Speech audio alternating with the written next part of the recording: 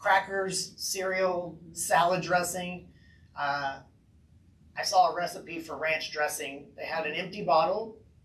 They had the ingredients. 3/4 of that bottle is just seed oil. Ranch dressing, off the shelf, Hidden Valley Ranch. 3/4 of the bottle is just seed oil. Very little bit of buttermilk and some spices. So it says it's a buttermilk dressing, but it really is seed oil dressing. I digress.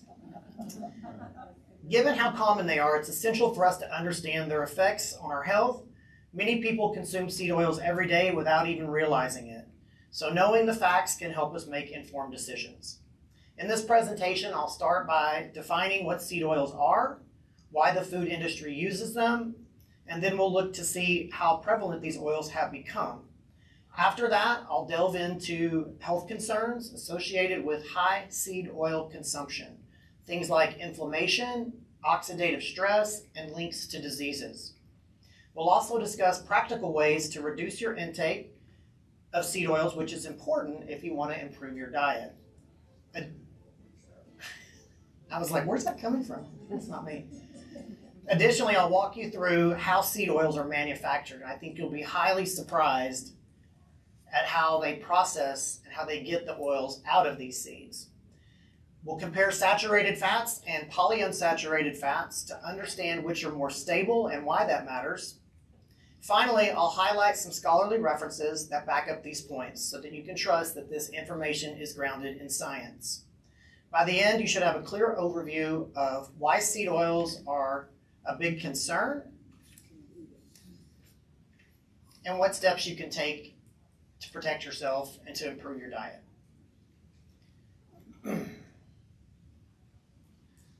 What are seed oils? We've got the hateful 8. We got sunflower oil, soy oil, cottonseed oil, safflower oil, corn oil, rice bran oil, grapeseed oil, I heard that this morning from someone, and canola oil. So these seed oils are edible oil, that's questionable, edible oil extracted from the seed of plants. Common examples include the ones I just mentioned, which come from canola oil, which comes from the rape seed. Yes, that is correct. These oils are obtained from tiny seeds of various crops. The soybean, for instance, is pressed from soybeans. Corn oil comes from corn kernels. The extraction usually involves crushing the seeds and using mechanical pressure and heat to extract the oils. Chemical solvents are then used to pull more oil out, and in their raw form, these oils are liquid at room temperature, since they contain mostly polyunsaturated fats, or PUFAs. Polyunsaturated fat is an acronym, PUFA. So why are they so widely used? The food industry relies heavily on these seed oils for a few key reasons. I guess you know, the first one is cost. They're inexpensive to produce in large quantities. Crops like soybean, corn, and rapeseed can yield a lot of oil per acre, making them cost-effective for mass production. Secondly, the seed oils tend to have a natural flavor and won't overpower the taste of food. This makes them convenient and widely used. Third, many seed oils have a relatively high smoke point. This is why you find them in fryers. That smoke point is the temperature at which the oil starts to smoke or break down, especially if they've been refined. This makes them suitable for high heat cooking, like frying, and they have a long shelf life. Seed oils have become so common, they're in everything from packaged snacks to restaurant fryers to baby formula. There is not a baby formula on the market that does not contain highly processed seed oil. Breastfeeding is the way to go for sure. So a brief history. This chart shows from 1909 to 2019 the production, global production of vegetable oil. And if you see right into about the 1970s, 1980s, it was relatively low, and then there's a skyrocket. The chart's not great in color, but they start at the top. Other palm, soybean, those are going to be your highest, and then they titrate down to lower. But soybean and palm oil, huge global production. Over the past century, our consumption of seed oils has risen dramatically, especially in regard to soybean oil. Today, seed oils are in everything.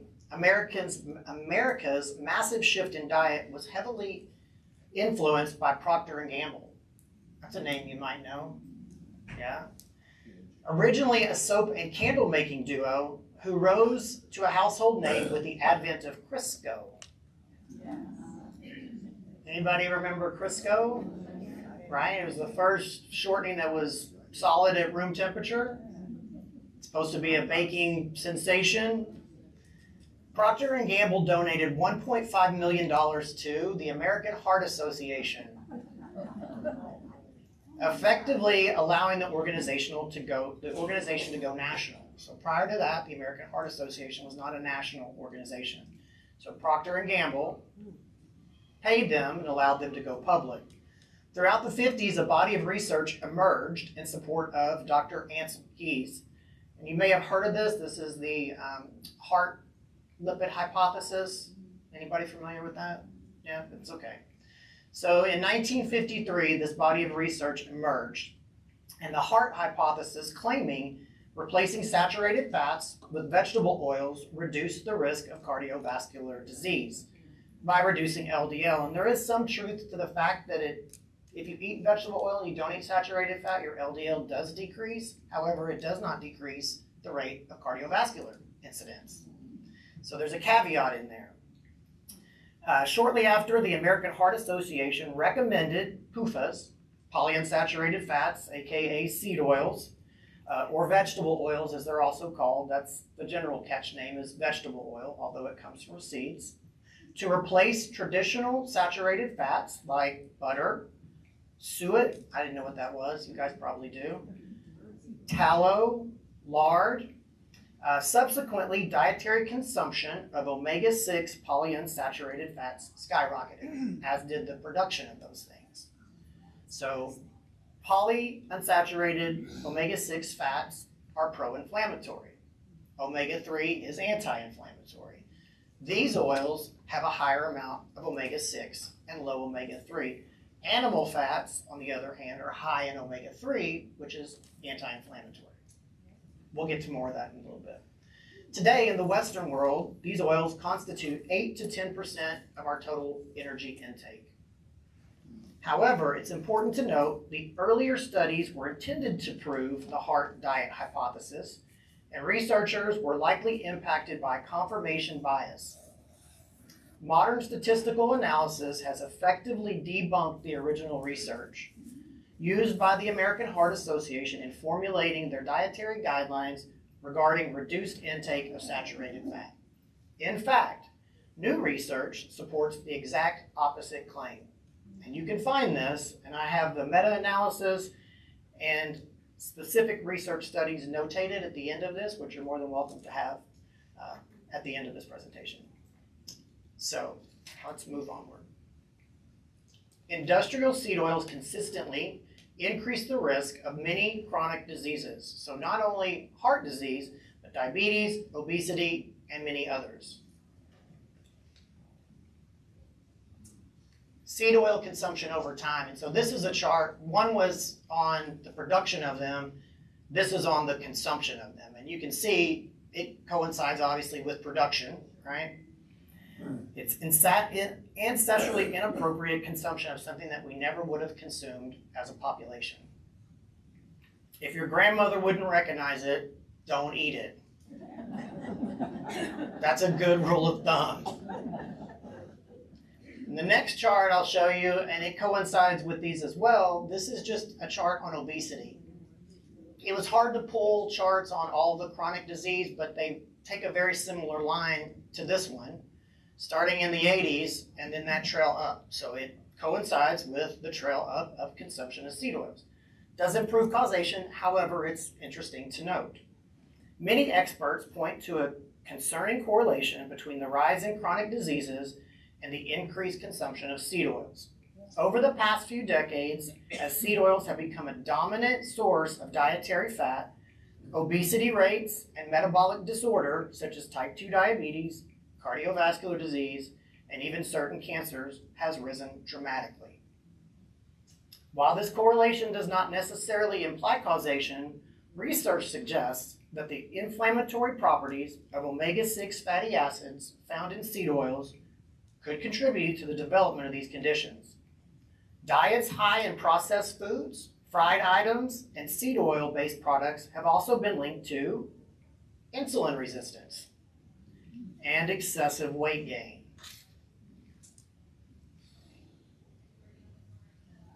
So back to the prevalence of seed oils. We touched on this briefly, but I think you would be shocked just to know how prevalent they actually are.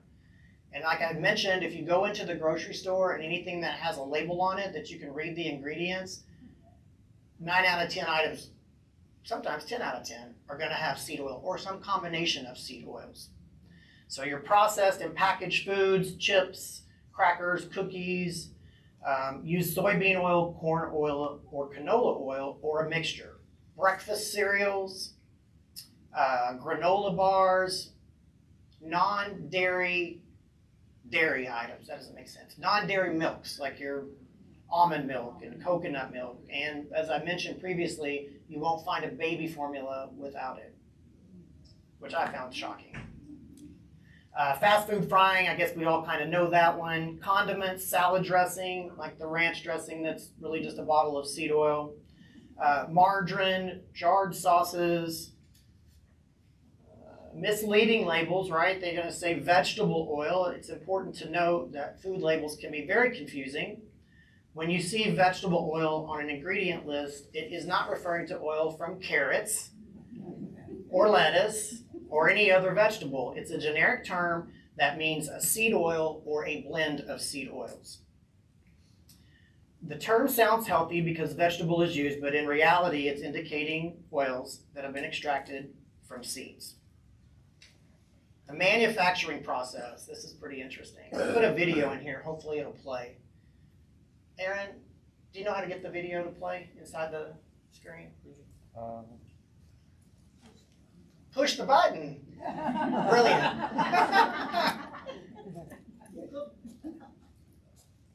Canola oil is toxic. Here's how it's made. It starts with the seeds of a rape plant, which are completely toxic. I think he's going to make it toxic to humans. In order to make canola oil, these plants must be specially bred to lower the levels of erucic acid, a toxic fatty acid strongly associated with heart lesions. These seeds are then ground at high temperatures to extract the fragile oil, which is inevitably oxidized because of this harsh process. This oil must then be washed with solvents like hexane, a known neurological toxin. Then it must be processed with bleaching and deodorization so it doesn't smell rancid like it really is. After all of these steps, the canola oil is left oxidized, contaminated with solvents, and containing significant levels of trans fatty acids. And this oil is marketed to you as healthy by the American Heart Association and found in so many of our foodstuffs today. If you want to be healthy, get this damaged oil out of your diet completely.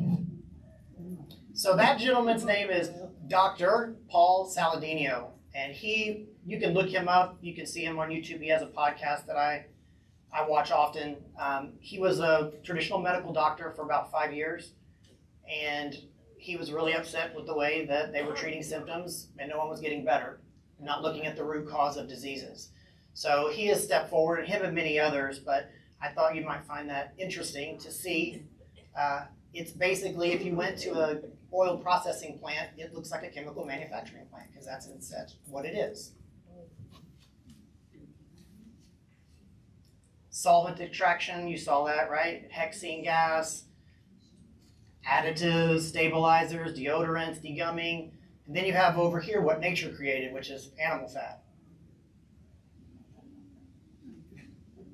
Makes one wonder, right? Like you should at least ask the question, how is that healthier and better for me than what nature created? So I'll leave that there and we'll move on. We'll go into the health concerns. Health concerns for seed oils. Let's discuss why nutritionists and health experts raise concerns about consuming too many seed oils. The issue largely comes down to the type of fat in these oils and how our bodies react to them over time. These polyunsaturated fats are stored in the bilipid layer and can be there for up to 4 years. Things like leaky gut are when these oils get into the layer and things from your sewer, your intestine, can get through that layer into your body. Pretty interesting. The only thing dividing us from a sewer, right, is one layer. High in omega-6 inflammation potential. Seeds are high in omega-6 fatty acids, especially he mentioned, right, leiolinic acid, which is the primary fat in oils like soybean, corn, and sunflower. Our bodies do need some omega-6, but the problem is excessive consumption. And if you don't even know how much you're consuming, how can you regulate it, right? So this is part of that awareness. And if it's in everything, you're consuming way more than you ever could imagine that you are consuming. People today eat a lot more omega-6 than omega-3, so the balance is important, right? The 3 is anti-inflammatory. If we don't have any of that, and all we have is 6, we're going to be full of inflammation. That imbalance can tilt the body towards an inflammatory state. Omega-6 fatty acids, when broken down in the body, can produce molecules that promote inflammation, also called oxidative molecules, free radicals, you've heard that. They can turn into, I can't say this word, other bad things. Leukonutrients. If we consistently flood our system with omega-6 from seed oils, it's likely that our body's inflammation dial is turned up way too high. Chronic low-grade inflammation has been linked to many health issues, from arthritis to heart disease.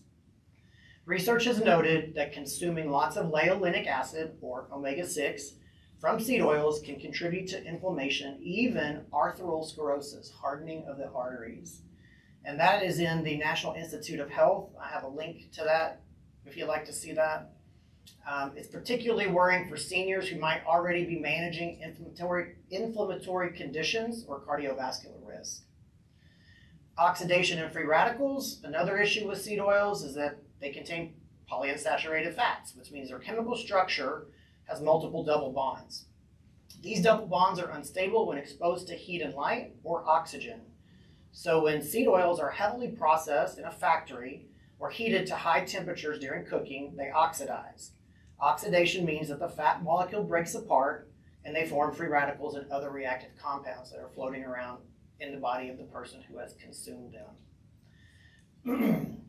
Moreover, the inflammation and oxidative stress we discussed can worsen insulin resistance, making it harder for the body to manage blood sugar, and it takes you a step towards diabetes, type 2 diabetes.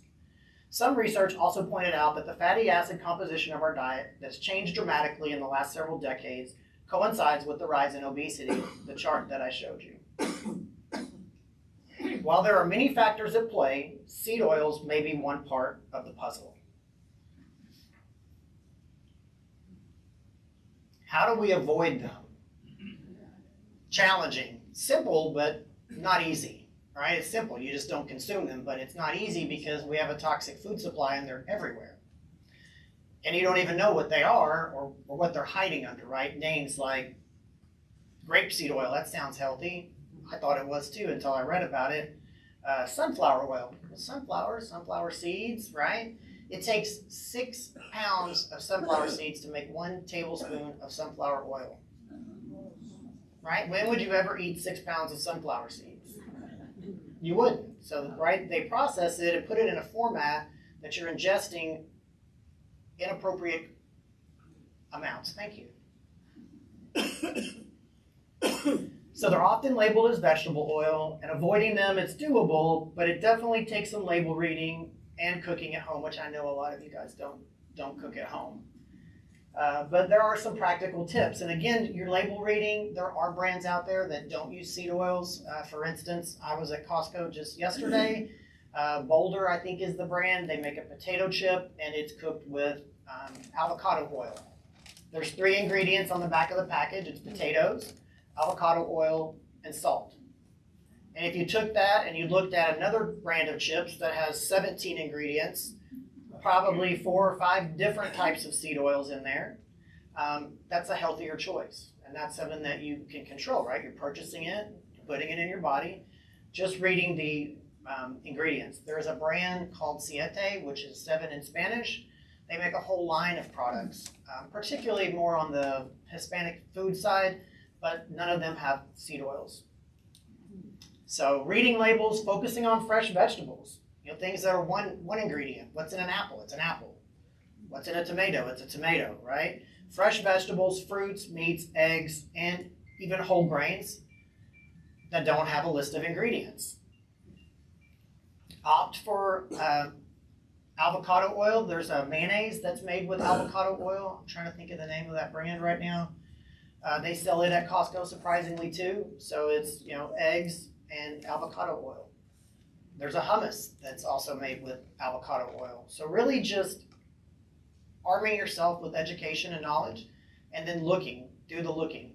And it will take some looking because the majority of products are going to have these cheaper seed oils in them because it's cheaper to make. It lasts longer. Coconut oil is a good one for baking. Olive oil is good for low to medium heat. Be aware though, when you buy olive oil, you need to look at the back of it. There are not enough olive trees in the world to make all the olive oil that we have. So things will say, and this sounds silly, will say olive oil, but you look on the back of it, it's blended. It has other oils blended in with it. Or it comes from multiple sources versus coming from one source. Animal fats like butter, ghee. Ghee is it's a form of butter that's had all the stuff taken out of it, purified, clarified. So it's clarified butter. Tallow or lard. So again, the tallow is the rendered animal fat, and lard is going to be rendered pig fat. And they actually sell these things at Costco too. They have grass-fed beef tallow. They have ghee, believe it or not. And these things are solid at room temperature. They can stay on the counter. When you're going to saute something, you just take a little spoon of it, put it in your cast iron skillet, and away you go. Making snacks at home. Choosing grilled over fried, because anytime we do fried and we're out in the world, it's going to be seed oil in that fryer. And not only that, it's going to be rancid because it's been fried in over and over and over and over again. So something that was already oxidative in nature is now really bad because we're heating it and heating it and heating it. So keep it simple. Supplements like non-dairy milks, I mentioned, use seed oils as emulsifiers. So your almond milk and these things where you think you're making a healthy choice, read the labels. Always turn it over and read the labels. Be mindful, things that are marketed as healthy, right? Screaming, if it's screaming from the aisle, healthy, healthy, ADA approved, healthy, healthy, take a look at it. Take a close look at it. Because health food doesn't have to scream at you from the aisle that it's healthy. They don't have that on steak. They don't have it on vegetables. They have it on these prepackaged foods trying to lure you in. Oh, this is a healthy choice. But look, buyer beware. That's what I say. If you want to make a grocery list, I can give you oil-free versions. I can compile a list of these things if you're interested. I have no problem doing that. Yeah, there's a push out in the real world to move back to tallow for frying. I've seen some fast food restaurants already making this change. It's interesting to note that Steak and Shake, I think, is one of them, but their package that comes to them, the French fries, I'll just use French fries, are already fried in seed oil and then frozen and then sent to them. They're frying it in tallow. So is it better?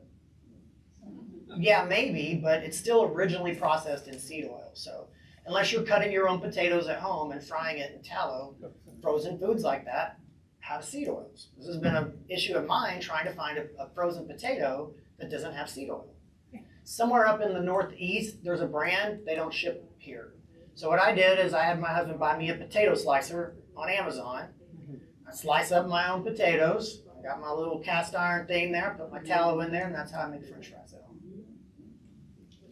So I have a whole list of the scholarly references that I use, and I also have Dr. Mark Hyman. He's another medical doctor in this realm. He's a homeopathic doctor. His information is fabulous. Dr. Paul Saladino, Gary Brecka, and then 2 quick video links, similar to the one we watched, but a little more in depth into the chemistry and the science behind the seed oils. And I didn't do a display today because I would have had to purchase like everything in the store to show you where the seed oils are. And my budget didn't allow for that, but so that's all I have for you guys this morning. I'm sure there's lots of questions. Thank you. And again, one second. I'm not a medical doctor, you know, and I'm delving into a lot of this stuff for my own personal health and my family's health. And I want to share that stuff with you. Again, if it gets you thinking, what if or what about, then it's successful. If it gets you looking at labels and making better choices, then I feel like I've done a good service for you guys. Yes, I have one question over here real quick. The dining staff at Arc, how much do they know about this? If I go behind that speaker, it's going to squeal. You want to stand for just a minute? Oh, hang on. He's getting up. How much does the ARC staff, dining staff, know about this sort of thing? I would just guess that 90%, maybe 95% of the food that we get, there's no consideration for this. And the same way. Who in the room is from the dining staff? I think you answered your own question right there. They should be here. Anybody else? I do have a meeting with Occam and Gordon. I don't know how that's going to go, but I want to share with them the same information that I have shared with you guys. I have asked for a cost analysis to be done to see changes that could be made. The really cool thing about beef tallow is it's more expensive up front, there's no doubt. However, it can be used longer because of its chemical stability. So the original cost is higher, but over time, it's, you know, still a little more expensive, but the implications for health are huge.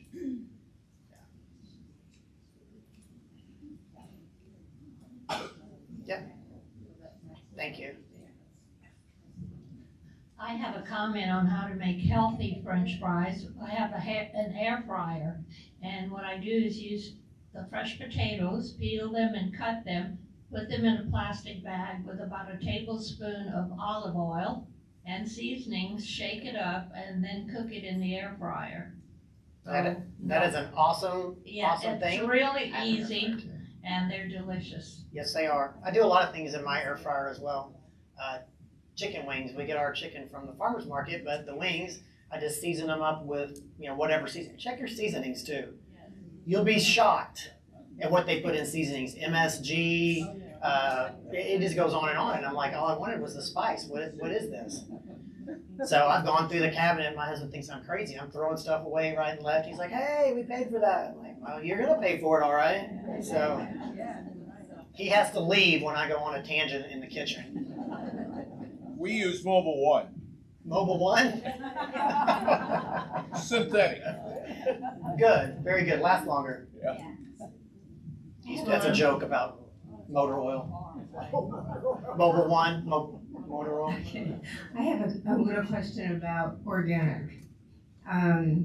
It seems like it's caught on fairly well, but is it another faux pas that we're making, or is there a reality to buying organic as opposed to what you normally would pay for an apple? There's definitely a difference. To be labeled organic, my understanding is that it has to be grown without pesticides. So if it's something that you're going to eat the skin of, like an apple or a berry, it's a place to spend the extra money. 100%. Anybody? He's got the mic for you, sir. Can you do some kind of a handout of all of this stuff rather than just trusting our brains to remember it all? It's all that seed oil in there. Yes. So the PowerPoint will be available online, and what I'll do is I'll put together a real quick reference package and make that available to whoever would like it. I can put them at the front desk. It's an easy place where you can just pick it up. I'll try to have that there by tomorrow. I'll be at the pool. I got my hair tied.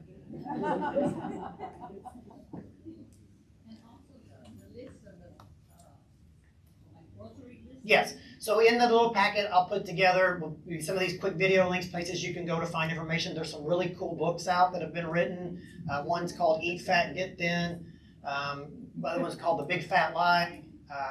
So I'll put those things in there, but then I'll also put a list of companies that make products that are seed oil free. A lot of this stuff you can get from Amazon if you're not getting it at the store. Just being aware of what those brands are, where you can visualize and see, hey, yeah, I know that brand. I know that's safe and free from seed oils. And I'll put some other information in there too. Yes? This doesn't have anything to do with diet, but do you have any idea when the gym will be available? So on that note, the fitness classes that would have normally been in the gym will be meeting in the resident lounge. If you walk by there, it doesn't look like that, but in the mornings, I'm moving all the furniture to the sides, putting the chairs out, I got the wagon and the weights down there, and then other classes will be as they were designed to be and where they're designed to be. I was told 2 weeks. So they started their work on Thursday last, so Thursday this would be 1 week, Thursday next would be 2 weeks. That's the time frame they're originally shooting for. Now, don't hold me to that. As we know with construction, things happen, right? They don't Things show happen. up. It is a big undertaking. They're having to pull Please, don't down use that all word the here. units. Undertaking? Yeah. Oh, undertaker? It's a huge project. Yes. So, as I did put a few pieces of equipment in the entryway between the gym and physical therapy. There's not a lot there. My intention was originally primarily just for physical therapy, people that are in therapy actively now, so they don't miss out on the stuff that they need to be doing. But they're only there till 5 o'clock. So those pieces of equipment are there. They're not inside the gym. If there's nobody on them, you're more than welcome to use them. They are just cardio pieces. There's a bike, there's a new step, there's a rower, and this afternoon there will be an elliptical there as well. So right in that open area. Jerry, Yes. I have a son who's on that carnivore diet, uses beef tallow. What's your feelings on just the carnivore diet, which is all meat and eggs and whatever? So my reading about the carnivore diet, this Dr. Mark Hyman and Paul Saladino wrote a book, and he was on the carnivore diet for a very long time. He has since incorporated raw honey, raw dairy, and some fruits back into his diet. But the research shows that someone going from a traditional Western diet to a carnivore diet, granted this has got to be grass-fed, high-quality meats, reduces all markers of inflammation, reverses disease markers, biomarkers, you name it. So the research suggests that that's a primal diet, the way our DNA is designed to be fed, and that it has great benefit. I'm not recommending that to anybody, but the research is out there. Yeah. And here's the other thing is when you eat those foods, your body releases a GLP-1. Probably everybody knows GLP-1 from the Ozempics and the this, that, and the other thing. It's just a peptide. Your body produces GLP-1 in your gut. When you're full, your body produces GLP-1. It says stop eating. I've never seen anybody sit down and eat 14 avocados. No. Right? You eat a little bit of avocado, you're full. You've got nutrients and your body is full. When you eat highly processed, ultra processed foods, there is no nutrient value. Right? Now, granted too, they're doused up to be highly palatable and salty and sweet and all these things, but your body doesn't do what it's supposed to do because it's not getting the nutrients it needs to get. So you're eating, but you're not getting full because you're not getting nourished. So did that answer your question? Yeah. Anybody else? No? Okay. Thank you guys for being here. I have another presentation coming up, I think next month, and it's about calcium and the importance of calcium. So it's a do eat this, not a don't eat that. Right? Because the sugar's been, don't eat that. Seed oil, don't do that. This is calcium. Eat it. You're welcome. I'll have those pamphlets at the front desk by the end of business tomorrow. Thank you. Yeah, you too. Hi there.